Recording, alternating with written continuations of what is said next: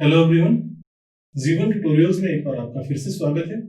हमने last time आपके साथ थोड़ा सा केमिकल शिफ्ट को जो फैक्टर्स अफेक्ट करते हैं वो डिस्कस किए थे। उसमें से मैंने आपके पास इलेक्ट्रोनेगेटिविटी का जो इफेक्ट है वो डिस्कस कर लिया है और काफी डिटेल में आपके साथ डिस्कस किया है। अगर आपको कुछ उसमें समझ नहीं आया होगा तो प्लीज बता दें, हम कोशिश करेंगे उसको और अच्छे से करवाने की। आज का जो हमारा टॉपिक है that is effect of hybridization. हम थोड़ा सा हाइब्रिडाइजेशन के ऊपर देखेंगे कि हाइब्रिडाइजेशन से क्या फर्क पड़ सकता है। बेसिकली इसमें आपको मोस्टली ऑर्गेनिक कंपाउंड, आपको जो आपके पास ऑर्गेनिक केमिस्ट्री में मिलने वाले हैं वो ऑर्गेनिक कंपाउंड ही मिलेंगे। तो ऑर्गेनिक केमिस्ट्री में आपके पास 3 हाइब्रिडाइजेशन आपको मिलती है। एक sp, second sp2 and third is sp3। देखते हैं इनसे क्या फर्क पड़ेगा। मैं हाइब्रिडाइजेशन की अगर बात कर रहा हूँ, एक बात याद रखना है कि मतलब अभी मैं जो आपको टॉपिक करवाने वाला हूँ उस टॉपिक में ज्यादा नहीं हाइब्रिडाइजेशन के बारे में हम ज्यादा डिस्कस करेंगे, क्योंकि हाइब्रिडाइजेशन में इतना है नहीं आपको ज्यादा कुछ, तो इसलिए आप थोड़ा जल्दी से इसको समझ जाएं। तो अगर हाइब्रिडाइजेशन में मैं बात करता हूँ तो किसकी हाइब्रिडाइजेशन? कार्बन की। सेंट्रल जो एटम होता है दैट इज कार्बन हेयर, इसकी हाइब्रिडाइजेशन हम बात करेंगे। तो आपके पास अगर मैं इसकी हाइब्रिडाइजेशन की बात करता हूँ तो जो कार्बन है उसकी जो हाइब्रिडाइजेशन यहाँ पे रहती है, ठीक है, वो हो सकती है sp3, हो सकता है sp2 या हो सकता है sp, ठीक है। तो sp, sp2, sp3, sp3, sp2, sp, ठीक है, ये 3 हाइब्रिडाइजेशन हो सकती है। देखिए, अगर आपके पास हाइब्रिडाइजेशन रहती है sp3 तो कार्बन में जो आपके पास s कैरेक्टर है ऑर्बिटल्स का वो कितना होगा? sp3 तो मतलब आपके पास कितना है? 25% जो आपके पास कैरेक्टर है वो आपके पास क्या है? s कैरेक्टर है। sp3 में 25% s कैरेक्टर है। sp2 में आपके पास कितना हो गया? आपके पास दैट इज कितना हो गया? 33%। कितना हो गया वहां पे? 33.3%, ठीक है। तो आपके पास मतलब अब आपके पास जो हाइब्रिडाइजेशन sp2 होगी उसमें जो आपके पास परसेंटेज एस कैरेक्टर है वो कितना होगा? आपके पास 33.3%। उससे ऊपर चलता हूं sp हाइब्रिडाइजेशन की तरफ, तो उस हाइब्रिडाइजेशन में जो आपके पास परसेंटेज एस कैरेक्टर है वो कितना आएगा? 50%। अगर आपके पास इस तरीके की कंडीशन आती है तो देखिए, जितना ज्यादा एस कैरेक्टर होगा उतनी ही उसकी क्या होगी? इलेक्ट्रॉन को अपने पास रखने की टेंडेंसी होगी। तो मतलब जितना एस कैरेक्टर ज्यादा उतना ही वो क्या करेगा? कार्बन जो है, क्योंकि कार्बन के ऑर्बिटल्स की बात कर रहा हूं मैं अभी, तो कार्बन जो है उसकी एस कैरेक्टर ज्यादा होने से क्या करेगा? इलेक्ट्रॉन लेने की टेंडेंसी उसकी बढ़ जाएगी। अगर इलेक्ट्रॉन लेने की टेंडेंसी उसकी बढ़ रही है तो मतलब अब वो जो क्या है, जो बॉन्ड पेयर है, जो आपका कार्बन हाइड्रोजन में जो बॉन्ड पेयर है उसको अपनी तरफ खींचने की कोशिश करेगा और अपने पास रखने की कोशिश करेगा। अगर आपके पास कार्बन और हाइड्रोजन का बॉन्ड पेयर उसने अपनी तरफ कर लिया, इलेक्ट्रॉन पेयर उसने अपनी तरफ कर लिया, तो क्या होगा? हाइड्रोजन के पास इलेक्ट्रॉन की डेफिशिएंसी हो जाएगी। अगर हाइड्रोजन के पास इलेक्ट्रॉन की डेफिशिएंसी होगी तो हाइड्रोजन से इलेक्ट्रॉन क्लाउड क्या चला गया? दूर चला गया। अगर हाइड्रोजन से इलेक्ट्रॉन क्लाउड दूर चला गया है तो मींस टू से वहां पे क्या हो गया? जो लोकल डायमैग्नेटिक करंट है वो डिक्रीज कर गया। मतलब कि अब आपके पास जो शील्डिंग हो रही थी वहां पे किसके अराउंड? हाइड्रोजन का जो न्यूक्लियस है उसके अराउंड या प्रोटॉन का जो न्यूक्लियस है उसके अराउंड, वो क्या हो जाएगी? डिक्रीज कर जाएगी। अगर वहां पे डिक्रीज कर जाएगी तो अब आपके पास क्या हो जाएगा? अब आपके पास अगर डिक्रीज कर गई तो मतलब कि अब आपके पास वहां पे क्या होगी? डी शील्डिंग हुई, ठीक है। क्या होगी? D shielding. Percentage S character बढ़ने से आपके पास से डी शील्डिंग क्या होगी? इंक्रीज कर जाएगी। और आपको पता है जब डी शील्डिंग इंक्रीज करती है तो मतलब कि आपके पास जो डेल्टा वैल्यू हो किसके क्लोज आता है? 10 की तरफ इंक्रीज करना शुरू कर जाता है, ठीक है। मैं डिस्कस करूंगा अभी, मैं एक नेक्स्ट जो टॉपिक हम डिस्कस करेंगे आज, ठीक है, उसमें आपका डिस्कस करूंगा कि डेल्टा वैल्यू 0 के क्लोज यहाँ पे क्यों आएगी या आपके पास 10 के क्लोज क्यों जाएगी। अगर आपके पास तो थोड़ा सा मैं उसके बारे में डिस्कस करूंगा कि लॉजिकली क्या हो रहा है एक्चुअली। अभी के लिए इतना बता दूं कि आपके पास देखिए इलेक्ट्रॉन दूर चला गया तो डेल्टा वैल्यू क्या? डी शील्डिंग होगी तो मतलब किसकी तरफ चला गया? 10 की तरफ चला गया। और अगर आपके पास डी शील्डिंग अगर कम होगी तो वैल्यू किसकी तरफ आ गई? 0 की तरफ। और वो होगी कब? जब आपके पास परसेंटेज एस कैरेक्टर क्या कर जाएगा? इंक्रीज कर जाएगा। तो परसेंटेज एस कैरेक्टर देखिए sp3 में आपके पास कितना था? 25%। तो सबसे कम एस कैरेक्टर है तो मतलब इलेक्ट्रॉन किसके क्लोज रहेंगे? हाइड्रोजन के। उसके बाद आपके पास sp2 में थोड़ा ज्यादा परसेंटेज कैरेक्टर है, तो अब आपके पास वहां पे जो इलेक्ट्रॉन है वो किसके क्लोज रह सकते रहेगी, ज्यादा कार्बन के। और अगर सबसे ज्यादा किसके हैं sp हाइब्रिडाइजेशन में, तो सबसे ज्यादा जो दूर रहेंगे इलेक्ट्रॉन हाइड्रोजन से, किस में रहेंगे, आपके पास sp हाइब्रिडाइजेशन में। ठीक है, अब इसको मैंने आपके लॉजिक तो बता दिया, अब इसको अप्लाई करके देखना है हमें। तो देखिए, अगर मैं एल्केन्स की बात करता हूं तो एल्केन में आपके पास, ठीक है, जो वैल्यू आपने रेंजेस पढ़ी है, आप देख सकते हैं जो रेंजेस मैंने आपको बताई है 0 to 2 ppm लाई करती है। जहां पे sp3 हाइब्रिडाइजेशन है उसमें आपके पास जो वैल्यू है वो कहां जाएगी, 0 to 2 ppm। एल्काइंस के लिए मैंने आपके पास वहां पे रेंज बताई है, ठीक है, वो रेंज जो है वो अगर मैं नोटिस करूंगा वहां पे, हालांकि 1.6 से 2.6 के आसपास जाती है, पर आर्बिट्रेरली अगर मैं बात करूं तो आप ऐसा समझ लीजिए कि 2 से 3 के बीच में आ सकती है। ठीक है, तो मतलब एल्काइन के लिए 2 से 3 के बीच में, एल्काइन जो आपके पास हाइड्रोजन एसिटाइलिक जो हाइड्रोजन है उसके लिए जो आपके पास वैल्यू आई वो कितनी आई, वो आई आपके पास 2 से 3 के बीच में।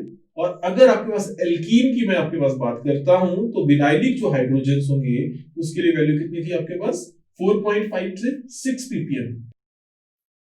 ट्रेंड तो सही है, बट एक इशू है क्या, कि अगर आपके पास मॉलिक्यूल में sp हाइब्रिडाइजेशन थी तो परसेंटेज एस कैरेक्टर एल्काइन में ज्यादा होगा एज कंपेयर टू एल्कीन। तो वहां पे जो डेल्टा वैल्यू है किसकी ज्यादा होनी चाहिए, sp हाइब्रिडाइजेशन के केस में ज्यादा होनी चाहिए एज कंपेयर टू sp2। तो अभी थोड़ी देर के लिए मैं ये बताता हूं कि ये एनोमलस बिहेवियर है थोड़ा सा, किसका, आपके पास एल्काइन का। ठीक है, मैं इस एनोमलस बिहेवियर को एक्सप्लेन करूंगा किसके थ्रू, मैग्नेटिक एनिसोट्रोपी। मतलब आपके पास यहाँ पे एक और फैक्टर है जो कि इसको इस वैल्यू तक लाने की कोशिश करता है, उसको हम कहते हैं मैग्नेटिक एनिसोट्रोपी। तो उसको हम डिस्कस करेंगे, थोड़ी देर में डिस्कस करेंगे। फॉर द टाइम बीइंग आप इतना याद रखिए कि आपके पास यहाँ पे मैग्नेटिक एनिसोट्रोपिक इस वैल्यू को कहां लाती है, आपके पास 2 से 3 के बीच में ले आने में हेल्प करती है। ठीक है, वैसे तो आपके पास सही है ट्रेंड, कोई दिक्कत नहीं थी, बट एक आपके पास एल्काइन ने हमारे पास थोड़ा एनोमलस बिहेवियर ले आया। ठीक है, इसको डिस्कस करते हैं हम, क्या मैग्नेटिक एनिसोट्रोपी में डिस्कस करेंगे इसको और डिटेल में कि ऐसा क्यों है, इसकी वैल्यू यहां तक क्यों आई। ठीक है, अब उसके बाद आगे चलते हैं। ये तो आपके पास मैंने हाइब्रिडाइजेशन का इफेक्ट बता दिया, अब इफेक्ट ऑफ एसिडिक हाइड्रोजन की बात कर लेता हूं। इफेक्ट ऑफ हाइड्रोजन, जो एसिडिक हाइड्रोजन है उससे क्या फर्क पड़ेगा। अगर आप नोटिस करेंगे, देखिए आपके पास मैं एक कार्बोक्सिलिक एसिड आपके पास यहाँ पे दे रहा हूँ। कार्बोक्सिलिक एसिड जो है वो क्या कर सकता है, डिसोसिएशन शो कर सकता है, पार्शियल डिसोसिएशन जब वो करता है तो आपके पास क्या करता है, वो H पॉजिटिव रिलीज करता है और कार्बोजाइलेट आयन बना देता है। तो मींस टू से आपके पास वहां पे H पॉजिटिव जो है वो क्या कर सकते हैं, मूव कर सकते हैं डिफरेंट क्या कार्बोक्सिलिक एसिड्स में के मॉलिक्यूल्स में कार्बोजाइलेट आयन के बीच में। ठीक है, अगर वो मूव कर सकते हैं तो H पॉजिटिव थोड़े टाइम के लिए फ्री रह सकता है। अगर रह सकता है तो इलेक्ट्रॉन क्लाउड उससे दूर चला गया है। अगर इलेक्ट्रॉन क्लाउड दूर चला गया तो क्लियर सी बात है कि क्या, कि H पॉजिटिव अगर नेक्ट हो गया है तो उसकी जो डेल्टा वैल्यू किसकी ज्यादा जाएंगी, मतलब डीशील्डिंग कंप्लीट होगी वहां पे। कंप्लीट डीशील्डिंग मतलब वैल्यू कहां चली जाएगी, 10 की तरफ मूव कर जाएगी। तो जितना ज्यादा एसिडिक उतना ही इजीली H पॉजिटिव देगा, और जितना वो H पॉजिटिव देगा उतना ही अब आपके पास क्या होगा सिस्टम, वो आपके पास क्या करेगा, 10 की तरफ वैल्यू देना शुरू कर देगा। ठीक है, अब आपके पास यहाँ पे जो हाइड्रोजन बॉन्डिंग है बहुत ज्यादा इंपॉर्टेंट रोल प्ले करती है और कंसंट्रेशन इस पे बहुत अफेक्ट करती है। क्यों, क्या, जितना ज्यादा डाइल्यूट उतना ही कम हाइड्रोजन बॉन्डिंग, और जितनी कम हाइड्रोजन बॉन्डिंग क्या होगी, दो मॉलिक्यूल के बीच में। तो मतलब आपके पास दो मॉलिक्यूल के बीच में मतलब H पॉजिटिव होना चाहिए, H पॉजिटिव बनना चाहिए इसमें थोड़ा बहुत, उस पर चार्ज जाना चाहिए, पार्शियल पॉजिटिव चार्ज, जो कि दूसरे मॉलिक्यूल के साथ क्या बना दे, बॉन्ड बना दे। ठीक है, तो जो अगर उसमें पार्शियल पॉजिटिव चार्ज क्रिएट होगा तो डेफिनेट सी बात है कि अब जितना ज्यादा पार्शियल पॉजिटिव चार्ज उतना ही इलेक्ट्रॉन डेंसिटी उसके अराउंड कम होगी, और उतना ही वो क्या करेगा, डीशील्डिंग उसके में होगी, और जितनी ज्यादा डीशील्डिंग उतना ही आपके पास वहां पे क्या होगा, वहां पे इलेक्ट्रॉन की उसके अराउंड डेफिशिएंसी, और उतना ही डेल्टा वैल्यू 10 की तरफ आएगी। ठीक है, और कंसंट्रेशन से क्या होता है, देखिए अगर मैं बात करता हूं, अगर आप नोटिस करेंगे अल्कोहल के लिए, आपके एमीन्स के लिए, अगर उसकी कंसंट्रेशन बहुत लो करता हूं, डाइल्यूट सॉल्यूशंस में कर देता हूं, तो उसकी जो वैल्यू आती है वो अराउंड 1 ppm आती है। लेकिन जैसे मैं कंसंट्रेशन इंक्रीज कर देता हूं तो आपके पास जो वैल्यू है वो कहां चली जाती है, टू 4 and 5 ppm के क्लोज चली जाती है। तो एक चीज और पता लगता है एनवायरमेंट में हमें क्या, कि आप जो अल्कोहल है या फिर जो आपके पास एमीन्स है उसकी कंसंट्रेशन भी काफी हद तक आइडिया लगा सकते हैं इससे, कि आपके पास देखिए 1 होगी तो आप डाइल्यूट बोलेंगे, अगर आपके पास नॉट, मैं आपके पास क्वांटिटेटिवली नहीं बोल रहा, क्वालिटेटिवली बोल रहा हूँ, कि आपके पास वहां पे इसकी कंसंट्रेशन का भी थोड़ा आइडिया लग सकता है कि आपके पास जब डेल्टा वैल्यू आपके पास आए। ठीक है, तो ये आपके पास मैंने आपको बता दिया। तो एक चीज यहाँ पे क्लियर है, जितना एसिडिक ज्यादा होगा सिस्टम, उतना ही आपके पास डेल्टा वैल्यू क्या रहेगी, ग्रेटर रहेगी। आपके पास में यहाँ पे देखिए एक टेबल दिया, इस टेबल में आप देख सकते हैं सबसे ज्यादा किसकी डेल्टा वैल्यू है, कार्बोक्सिलिक एसिड की। तो अगर कार्बोक्सिलिक एसिड सबसे ज्यादा दे रहा है तो क्यों, क्योंकि अब आपके पास यहाँ पे ये सबसे ज्यादा एसिडिक है, H पॉजिटिव इजिली देता है, और अब आपके पास डेल्टा वैल्यू भी क्या रहेगी, फिर इसकी ज्यादा रहेगी। और तभी तो देख लीजिए आप, इसकी एसिडिक से जिसकी कम है उसकी डेल्टा वैल्यू भी क्या है, कम है। तो ये चीजें आपको थोड़ा सा मैंने आपको बताना था किसके बारे में, हाइब्रिडाइजेशन में, और आपके पास एसिडिक नेचर में या एसिडिक स्ट्रेंथ कैसे आपको अफेक्ट करती है, किसमें आपके डेल्टा वैल्यू को या केमिकल शिफ्ट। तो होप सो आपको थोड़ा बहुत आइडिया लग गया होगा इसमें। अब जो हमारा नेक्स्ट टॉपिक है दैट इज क्या, मैग्नेटिक एनाइसोट्रोपी। देखिए अब मैं मैग्नेटिक एनाइसोट्रोपी की बात करता हूं तो थोड़ा सा ध्यान रखना आपने, बहुत इंपॉर्टेंट टॉपिक है, एग्जामिनेशन में बहुत बार पूछा जाता है, और आपने कंपटीशन में भी जाएंगे तो मतलब आपको मैग्नेटिक एनाइसोट्रोपी समझ, मतलब ऐसे याद रखने की जरूरत नहीं होनी चाहिए, बस फटाफट आपको क्वेश्चन सॉल्व करना आना चाहिए उससे। तो चलिए नेक्स्ट टॉपिक करते हैं, मैग्नेटिक एनाइसोट्रोपी। तो मैग्नेटिक एनाइसोट्रोपी में क्या होता है अब देखते हैं। देखिए क्या है, अगर मैं नोटिस करूंगा आपके पास मैंने जो रेंजेस बताई थी आपके पास, तो उसमें आपके पास एल्कीन्स, एल्काइंस, एरोमेटिक कंपाउंड्स, और आपके पास कीटोन्स, इनकी जो वैल्यू थी वो एनॉमलस थी, मतलब काफी ज्यादा हाई जा रही थी। एनॉमलस मतलब काफी ऊपर जा रही थी, पर हम उसको उतने अच्छे से एक्सप्लेन नहीं कर पा रहे थे वहां पे। तो अब हमने यहाँ पे ये देखना है कि यहाँ पे जो इनकी वैल्यूज हैं ये इतनी हाई क्यों जा रही है, ठीक है। तो जैसे आपके पास जो एरोमेटिक जो प्रोटॉन्स होते हैं उनकी जो वैल्यू है वो कितनी थी आपके पास, 7 के अराउंड, 7 ppm के अराउंड, 6 से मैंने कितनी बताई थी आपको, 8 ppm तक। तो अब आपके पास वहां पे इतनी ज्यादा वैल्यू क्यों चलेगी, क्योंकि अगर आप नोटिस करेंगे लास्ट टाइम मैंने इतनी इसकी मतलब 6.7 के 7 के क्लोज जो आपके पास वैल्यू है वो आपके पास किसकी बताई है, क्लोरोफॉर्म की, ठीक है। तो क्लोरोफॉर्म की वैल्यू जो है 7 की क्लोज लाई करती है, ठीक है, मतलब 7.23 जो भी है, ठीक है। लेकिन अब आपके पास यहाँ पे इतनी ज्यादा वैल्यू, कितने तो आपके पास इलेक्ट्रोनेगेटिव एलिमेंट है नहीं, बट फिर भी इतनी वैल्यू शो कर रहे हैं, तो क्यों कर रहे हैं वो देख लेते हैं अब आपके पास। तो होता क्या है आपके पास, देखिए इस एक एग्जांपल कंसीडर करूंगा, मैग्नेटिक एनाइसोट्रोपी एक्सप्लेन करनी है मुझे, तो इस एग्जांपल को कंसीडर करके एक्सप्लेन करते हैं, ठीक है। क्या कि आपके पास देखिए ये बेंजीन का मॉलिक्यूल मैंने दिया है, अगर आप नोटिस करेंगे बेंजीन में p ऑर्बिटल्स होती हैं, और p ऑर्बिटल क्या कर देती हैं, कंजुगेशन में हेल्प करती है, कंजुगेट करती क्या, एक ऊपर क्या करती है, इलेक्ट्रॉन क्लाउड बनाती है, और ऊपर और नीचे क्या बनता है, इलेक्ट्रॉन क्लाउड सर्कुलेशन में बन जाता है, ठीक है। कंजुगेटेड फॉर्म में इलेक्ट्रॉन क्लाउड बनता है। अगर आपके पास वहां पे कंजुगेशन में इलेक्ट्रॉन क्लाउड इस तरीके से बना है, तो आपको पता है कि वहां पे मैग्नेटिक फील्ड का जो नेचर है वो कैसे आएगा, इनसाइड क्या आएगी, डाउनवर्ड। देखिए मैं आपको ऐसे बता रहा हूं, ठीक है। तो आपके पास मतलब अगर मैं इस तरीके से मतलब मैग्नेटिक फील्ड मतलब ऐसे आपके पास इलेक्ट्रिक करंट जो है आपके पास मूव करता हुआ बता रहा हूँ, क्योंकि मैंने आपके पास लास्ट टाइम भी ये चीज डिस्कस की है, पीछे कुछ लेक्चर, एक पीछे जो लेक्चर डिस्कस किया था जिसमें मैंने आपको लोकल डायमैग्नेटिक करंट के बारे में बताया था। वैसे यहाँ पे भी एक लोकल डायमैग्नेटिक करंट जो है वो बन रहा है, लेकिन ऐसे नहीं बन रहा है, किसकी वजह से बन रहा है, आपके पास बन रहा है जो आपके पास इलेक्ट्रॉन क्लाउड, जो आपके पाई बॉन्ड का इलेक्ट्रॉन क्लाउड है उसकी वजह से। इस जो आपके पास इलेक्ट्रॉन क्लाउड है जो आपके पास रोटेट कर रहा है रेजोनेंस की वजह से, इसको बोलते हैं हम रिंग करंट, इसको बोलते हैं हम रिंग करंट। अब ये रिंग करंट देखिए इस तरीके से मूव करेगा, तो आपको मैंने पहले भी बताया है कि मैग्नेटिक फील्ड की डायरेक्शंस हमने फाइंड आउट करनी है। तो मतलब अब आपके पास क्या होगी, इस तरीके से मैग्नेटिक फील्ड चलेगी, अगर आपके पास करंट इस तरीके से, तो मतलब आपके पास इस तरीके से मैग्नेटिक फील्ड, तो मतलब आपके पास डाउनवर्ड, इनसाइड क्या आनी चाहिए, डाउनवर्ड आनी चाहिए, और आउटसाइड क्या आनी चाहिए, अपवर्ड। इनसाइड क्या आ गया, डाउनवर्ड आ गया नीचे, और बाहर क्या आ गया, अपवर्ड आ गया। तो अगर आप नोटिस करेंगे इसकी वजह से जो आपके रिंग करंट है उसकी वजह से मैग्नेटिक जो फील्ड है या मैग्नेटिक एनवायरनमेंट है क्या आ रहा है, डिफरेंट आ रहा है।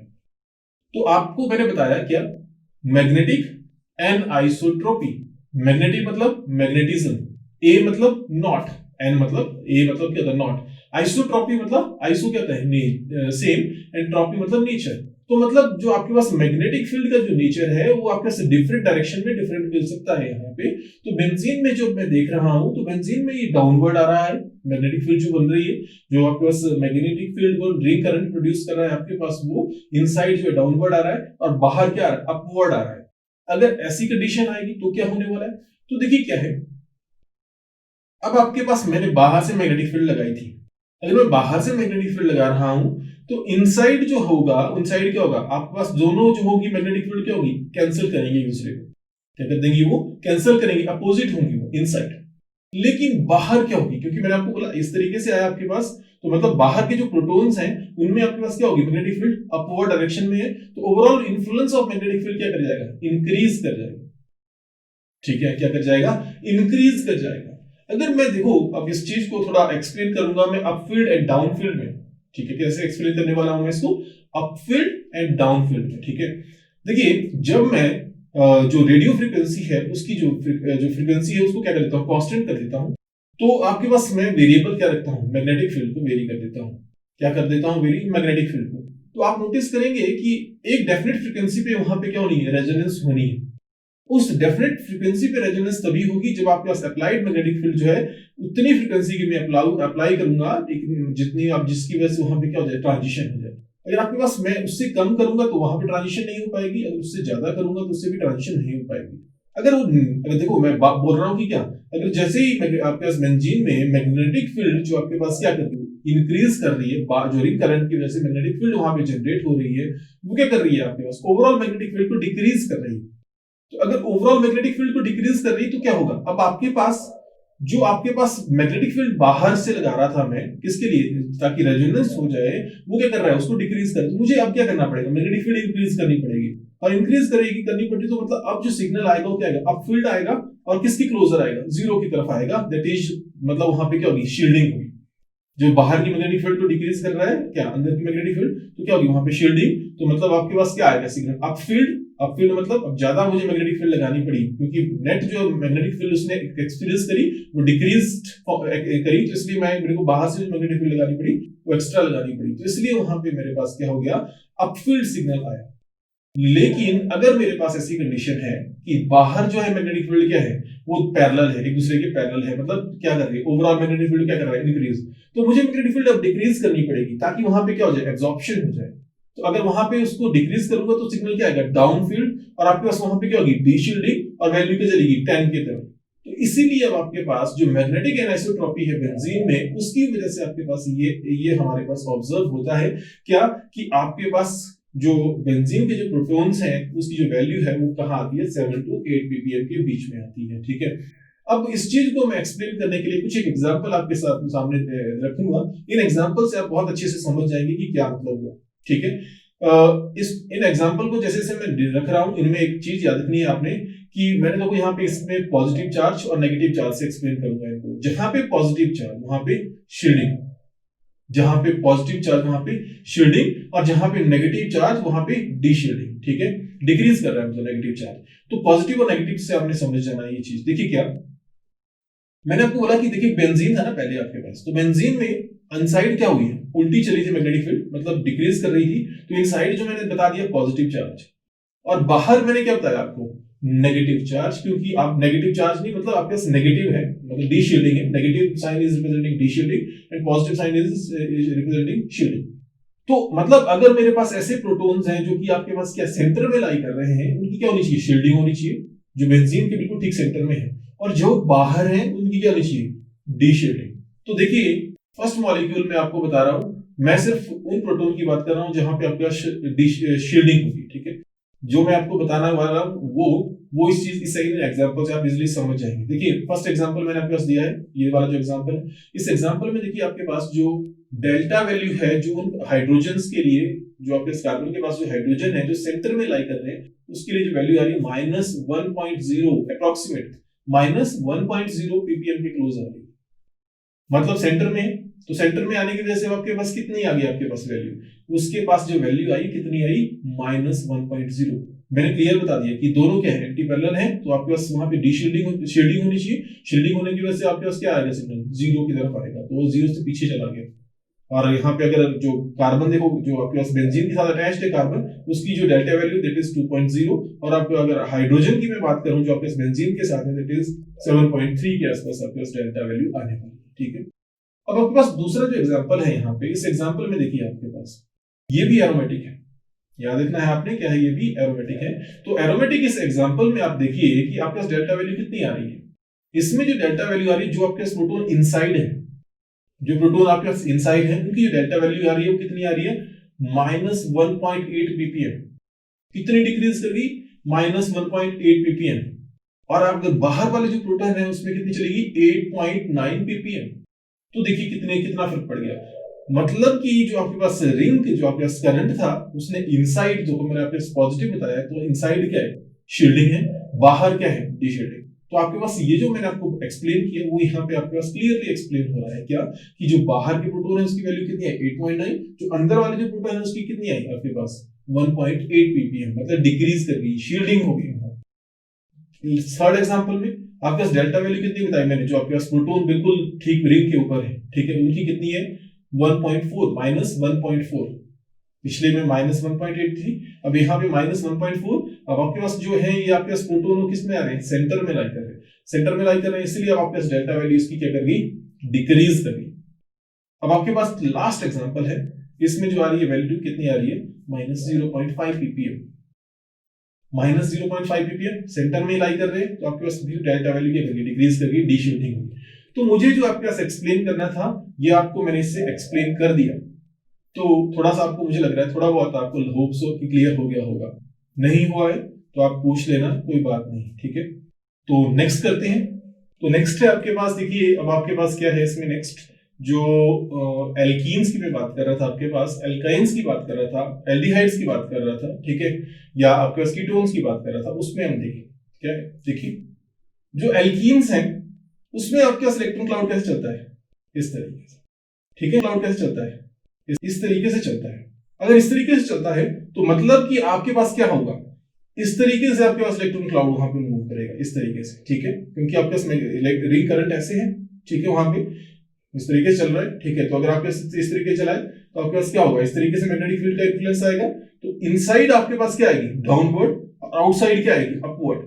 तो इनसाइड अगर डाउनवर्ड आ गई तो आपके पास क्या होगी, अब बाहर जो है अपवर्ड चलेगी, क्योंकि मैं आपके पास फिजिक्स में आपने पढ़ी है चीजें कि मैग्नेटिक फील्ड अगर आपने फाइंड आउट करनी है तो किस तरीके से आप फाइंड आउट कर सकते हो। तो मतलब आपके पास बाहर क्या आ गई, मैग्नेटिक फील्ड अपवर्ड आ गई, और अंदर क्या आ गई, डाउनवर्ड। बाहर डाउनवर्ड आ गई तो मतलब जो आपके पास विनाइलिक प्रोटॉन्स हैं उसकी जो डेल्टा वैल्यू है वो क्या करनी चाहिए, ऊपर चली जानी चाहिए, क्योंकि सिग्नल क्या आएगा, डाउन फील्ड। क्यों, क्योंकि जो बाहर की जो मैग्नेटिक फील्ड अप्लाई करी है मैंने, वो आपके पास पैरेलल है किसके, जो मैग्नेटिक फील्ड इन्फ्लुएंस जनरेट हो रहा है किसकी वजह से, जो पाई इलेक्ट्रॉन क्लाउड है उसकी वजह से। तो आपके पास ओवरऑल वैल्यू क्या कर जाएगी, इंक्रीज कर जाएगी वहां पे किसकी, मैग्नेटिक फील्ड की। तो आपके पास जो सिग्नल आएगा वो क्या आएगा, डाउन फील्ड आएगा। मुझे अब आपके पास मैग्नेटिक फील्ड डिक्रीज करनी पड़ेगी, इसलिए अब आपका सिग्नल क्या गया, डाउन फील्ड, और आपके पास वहां पे क्या होगी, डीशील्डिंग, इसलिए जो वैल्यू है वो कहां चलेगी, टुवर्ड्स आपके पास 7, मतलब 4.5 to 6.5 ppm की तरफ चलेगी, ठीक है। मतलब आपके पास जो आपके पास, मैं इथाइलिन की बात कर रहा था, या आपके पास विनाइलिक प्रोटॉन्स की बात कर रहा था। दूसरा एल्डिहाइडिक जो आपके पास प्रोटॉन है उसकी भी बात कर लेते हैं साथ में ही, क्योंकि एल्डिहाइडिक में भी सेम ही रिजल्ट रहता है, सेम इन्फ्लुएंस आता है आपके पास। एल्डिहाइडिक में भी आपके पास इसी तरीके से प्रोटॉन रहता है, क्योंकि आपके पास डबल बॉन्ड होता है, आपको पता है इस तरीके से। तो आपके पास इसी तरीके से इलेक्ट्रॉन क्लाउड इस तरीके से चल रहा है, तो मतलब आपके पास मैग्नेटिक फील्ड का इन्फ्लुएंस वैसे ही आएगा, क्या, इस तरीके से। अगर मैग्नेटिक फील्ड इस तरीके से आ रही है तो आप बाहर क्या करेगी, वो पैरेलल है, अंदर क्या चलेगी, एंटी पैरेलल। तो जैसे कि आपके पास ये एक बात बता दूं, जो इथाइलिन जो आपके पास स्ट्रक्चर है उसमें मैंने प्लस माइनस रिप्रेजेंट किया है, तो आप समझ जाएंगे कि आपके पास प्लस क्या होगा, शील्डिंग, एंड माइनस क्या होगा, डी शील्डिंग। वैसे आपके पास कीटोन में भी आपको उसमें बता दिया प्लस एंड माइनस। तो प्लस रिप्रेजेंटिंग क्या, shielding, and minus representing D shielding. तो मतलब आपके पास बाहर क्या आ गया, माइनस साइन, तो बाहर माइनस साइन आ गया तो मतलब क्या होगी, वहां पे डी शील्डिंग होगी। तो डी शील्डिंग होगी तो मतलब अब आपके पास वहां पे डी शील्डिंग भी है, और आपके पास सी डबल बॉन्ड ओ जो इलेक्ट्रॉन विड्रॉइंग है वो भी है, जिसकी वजह से अब आपके पास इलेक्ट्रॉन जो है, जो आपके पास वहां पे क्या कर रहा है, डीशील्डिंग का इफेक्ट है वो ज्यादा एक्सपीरियंस कर रहा है, जिसकी वजह से आपके पास वैल्यू कहां चलेगी, टुवर्ड्स 9 ppm या 9 to 10 ppm वहां पे चलेगी। अब यहाँ पे जो एनॉमलस बिहेवियर आपके पास मैं डिस्कस कर रहा था, कौन सा था आपके पास, दैट इज एसिटाइलिनिक बॉन्ड, जो हाइड्रोजन है उनकी जो एनॉमलस बिहेवियर एसिटाइलिनिक का है वो कैसे है वो देख लेते हैं। अगर आप नोटिस करेंगे वहां पे जब आपके पास हम दो पाई बॉन्ड्स बनाते हैं, पढ़ा है आपने, पहले भी पढ़ा है कि दो पाई बॉन्ड जब आपके पास एल्काइंस में बनते हैं तो क्या करते हैं, ओवरलैप कर जाते हैं उनके इलेक्ट्रॉन, ओवरलैप करते हैं तो एक सिलेंडर फॉर्म कर देते हैं। अगर सिलेंडर फॉर्म कर रहे हैं तो मैं इस तरीके से सिलेंडर मान रहा हूँ, ठीक है। इस तरीके से ऊपर वाला जो एरिया है वो अपवर्ड डायरेक्शन में, इस तरीके से सिलेंडर है आपके पास। तो मतलब आपके पास अगर इस तरीके से सिलेंडर है तो मतलब अब आपके पास इलेक्ट्रॉन क्लाउड ऊपर इस तरीके से मूव कर रहा है। तो अगर इस तरीके से मूव कर रहा है सिलिंड्रिकल फॉर्म में, ठीक है, तो आपके पास ऊपर भी सिलेंडर नीचे भी सिलेंडर, देखिए इस तरीके से। तो आपके पास मैग्नेटिक फील्ड का इन्फ्लुएंस देखते हैं कैसे आता है। अगर ऐसे मूव करेगी तो मैग्नेटिक फील्ड कैसे आएगी, एक्सपीरियंस होगी इस तरीके से। मतलब अब आपके पास क्या होगा, जो आपके पास जो इनसाइड है, इनर पोर्शन है, उसमें जो मैग्नेटिक फील्ड का इन्फ्लुएंस है क्या करेगा, मैग्नेटिक फील्ड क्या होगी, डिक्रीज हो जाएगी। नेट एक्सपीरियंस मैग्नेटिक फील्ड क्या होगी, डिक्रीज। क्यों, देखो यहाँ पे पॉजिटिव मैंने बता दिया, शील्डिंग होनी चाहिए वहां पे, क्या होनी चाहिए वहां पे, शील्डिंग। और बाहर से भी क्या लगनी चाहिए आपके पास, मैग्नेटिक फील्ड लगा रहा हूं, अपोजिट लग रही है। अंदर आपके पास मैग्नेटिक फील्ड क्या आ रही है, डिक्रीज आ रही है। तो जो आपके पास जो एसिटाइलिक हाइड्रोजन है वो कहाँ आते हैं, सेंटर में आते हैं ना। अगर सेंटर में आते हैं तो मतलब आपके पास वो क्या करेंगे, नेट मैग्नेटिक फील्ड का एक्सपीरियंस करेंगे, लेसर करेंगे। तो मुझे क्या करना पड़ेगा, बाहर से मैग्नेटिक फील्ड बढ़ानी पड़ेगी, तो सिग्नल क्या आएगा, अप फील्ड आएगा। तो इसलिए तो 2 से 3 ppm तक आती है इसकी value, that is closer to 0। हालांकि आप इसमें नोटिस करेंगे यहाँ पे 2 to 3 बताई, तो अभी भी आपके पास यहाँ पे 1 to 2 नहीं है। उसका रीजन ये है कि आपके पास जो हाइब्रिडाइजेशन है, sp हाइब्रिडाइजेशन है, जिसने भी इसमें प्ले किया, रोल किया, कि जिसकी वजह से इलेक्ट्रॉन जो है थोड़े बाहर चले गए, और इसी की वजह से आपके पास जो वैल्यू हो कहाँ चली गई, 2 और 3 ppm के पास। अगर आपके पास ऐसा नहीं होता तो आपके पास ये वैल्यू कहाँ आती, 1 और 2 के बीच में आती। लेकिन अब आपके पास किसकी बीच में आ रही है, 2 और 3 के बीच में। क्यों, क्योंकि यहाँ पे जो मैग्नेटिक एनाइसोट्रॉपी है वो आपके पास जो हाइड्रोजन जो आपके पास यहाँ पे सेंटर में है, उनके ऊपर क्या कर रही है, मैग्नेटिक फील्ड डिक्रीज कर रही है। जो बाहर से मैंने मैग्नेटिक फील्ड लगाई है और जो अंदर आपके पास मैग्नेटिक फील्ड प्रोड्यूस हो रही है, उन दोनों को क्या कर रही है, कैंसिल आउट कर दे रहे हैं वो एक दूसरे को। अगर कैंसिल आउट करेंगे तो बाहर से मैग्नेटिक फील्ड मुझे ज्यादा लगानी पड़ेगी, ताकि वहां पे रेजोनेंस हो जाए, आपके पास एब्जॉर्प्शन हो जाए एनर्जी, जो आपके पास रेडिएशन है वो एनर्जी एब्जॉर्ब कर ले, और आपके पास सिग्नल जो है वहां पे आ जाए, ठीक है। तो ये आपके पास था क्या, मैग्नेटिक एनाइसोट्रॉपी के बारे में। तो मुझे लगता है कि काफी है इसमें। अगर आपको कुछ नहीं पता चला होगा तो आप प्लीज बता देना। मैंने अभी थोड़ा सा आपको बता दिया कि जो हाइब्रिडाइजेशन है वो क्या इफेक्ट प्ले करती है, ठीक है, एनएमआर में किस तरीके से आपके सिग्नल को अफेक्ट करती है, केमिकल शिफ्ट को अफेक्ट करती है। एसिडिक नेचर अगर आपके पास है, प्रोटॉन्स वहां पे है और एसिडिक नेचर है, मतलब एसिड्स का कोई एसिडिक नेचर की बात करूं तो जितना ज्यादा एसिडिक नेचर होगा उतना ही आपके पास क्या रहेगा वहां पे, एसिड मतलब आपके पास डेल्टा वैल्यू हायर जाएगी। ये भी क्लियर हो गया। उसके बाद मैंने आपको बता दिया मैग्नेटिक एनाइसोट्रॉपी। तो मैग्नेटिक एनाइसोट्रॉपी मतलब अब आपके पास जो जितना ज्यादा आपके पास क्या होगा, मैग्नेटिक एनाइसोट्रॉपी का इफेक्ट होगा, उतना ही डेल्टा वैल्यू पे फर्क पड़ेगा। मतलब जिस डायरेक्शन में आपके पास मैग्नेटिक फील्ड अलाइन करेगी, उस डायरेक्शन में आपके पास डेल्टा वैल्यू हायर जाएगी, और जिस डायरेक्शन में जिस स्पेस में जहां पे वो क्या करेगी, एंटी पैरेलल जाएगी, वहां पे डेल्टा वैल्यू डिक्रीज कर जाएगी, ठीक है। तो आप मैग्नेटिक एनाइसोट्रॉपी से बहुत सारी चीजें एक्सप्लेन कर सकते हैं, चाहे वो आपके पास एल्कीन में आपके पास डेल्टा वैल्यू है, चाहे वो एल्काइंस में है, चाहे आपके पास वो कीटोन्स में या एल्डिहाइड्स में है, या आपके पास एरोमेटिक कंपाउंड्स में। तो होप सो आपको ये चीज पता चल गई होगी। अगर नहीं पता चली हो तो प्लीज बता देना, मैं कोशिश कर दूंगा एक दो और कुछ तरीके से बताने की, या कुछ और तरीके से इसमें, या एग्जांपल के थ्रू इसको बताने की कोशिश करूंगा, ठीक है। तो होप सो क्लियर हो गया होगा। तो thank you for watching, see you next time.